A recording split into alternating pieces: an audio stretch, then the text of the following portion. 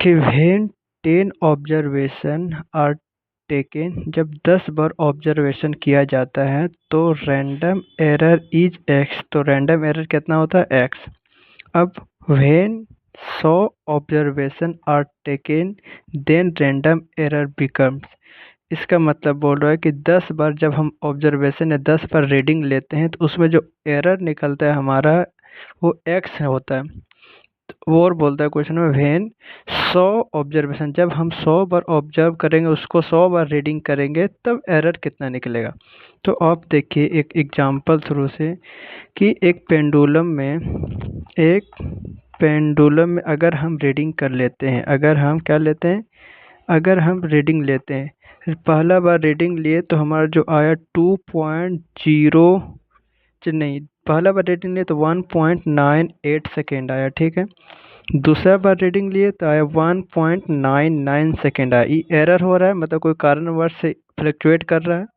तीसरा बार रीडिंग लिए उसमें आया 2.03। चौथा बार रीडिंग लिए तो 2.001 आया।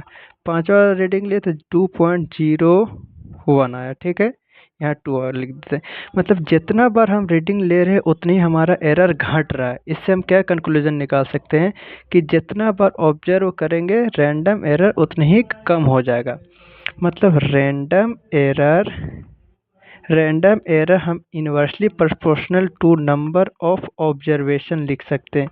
मतलब जितना नंबर ऑफ ऑब्जर्वेशन हम जितना बार रीडिंग लेंगे उतना ही रैंडम एरर घट जाएगा, और रैंडम एरर घटेगा तो मतलब हमारा जो आंसर आएगा वो एक्यूरेसी, आंसर का जो एक्यूरेसी होगा वो ज़्यादा होगा। आंसर एक्यूरेसी ज़्यादा होगा तो हमारा करेक्ट आंसर होगा। तो हम क्या इससे निकाल सकते हैं कि नंबर ऑफ ऑब्जर्वेशन जितना ज़्यादा उतना ही रैंडम एरर कम।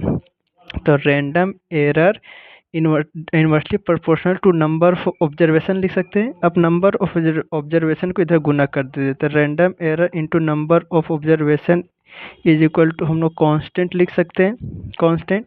अब इसको लिख सकते हैं R1 into N1 is equal to R2 into N2, हम इसे लिख सकते हैं अगर इनवर्सली प्रोपोर्शनल रहेगा। अब हम इसको बनाते हैं। हमारा आया था R1 N1 is equal to R2 N2। तो पहला बार हम ऑब्जर्वेशन कितना लिए थे 10, तो उसमें जो सॉरी पहला बार हम ऑब्जर्वेशन 10 लिए थे तो उसमें रैंडम एरर कितना आया था x, ठीक है।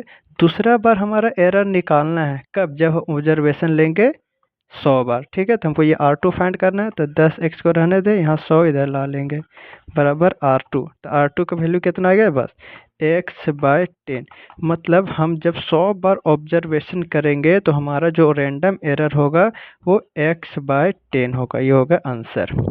Thank you.